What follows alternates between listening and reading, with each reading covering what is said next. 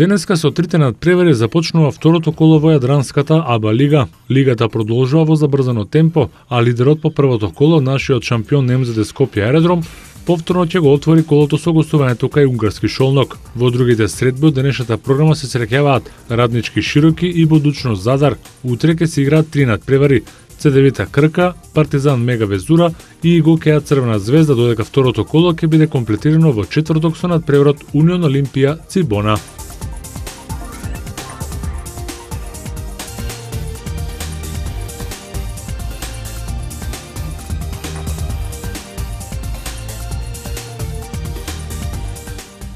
Маруан Фелаини поради повреда на скочниот зглоб ќе мора да биде подложен на хируршка интервенција, со што ќе се оддалечи од терените цели 7 недели. Фелаини веќе подолг период има проблеми со лигаментите на зглобот и поради повредата го пропушти дуелот со Сандерленд во премиер лигата. Дополнителните прегледи покажа дека хируршкиот зафат е неопходен и дека по операцијата рехабилитацијата на Фелаини ќе трае околу 2 месеца. Белгијскиот репрезентативец во Манчестер Юнајтед пристигна во последните часови од летниот преводен рок од Евертон за сума од 34 милиони евра.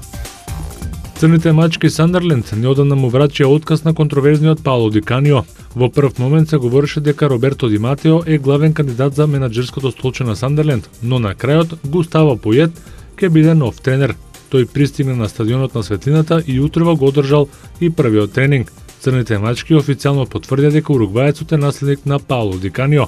45-годишниот стратег стави подпис на 2-годишен договор.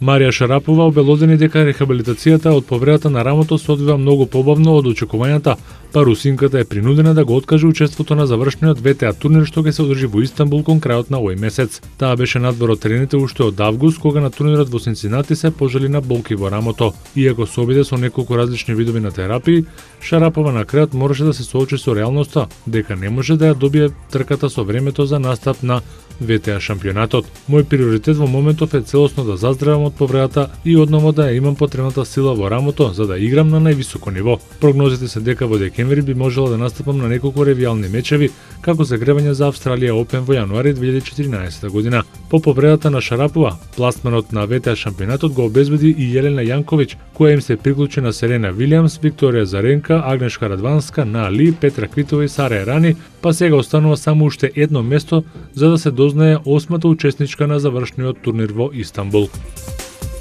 Нашиот кошаркарски капитен Перо Антич синоќа со 3 поени го имаше своето деби во предсезонскиот пораз од 92-87 на неговите Хоукси од шампионот Мајами Хит.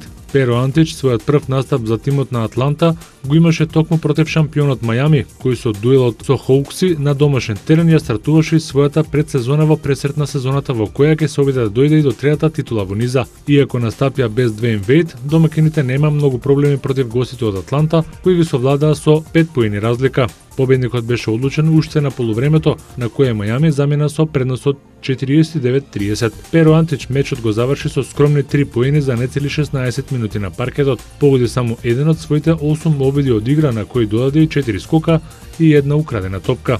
Кошаркарите на Атланта Хоукс вечерва се среќаваат со Шарлот.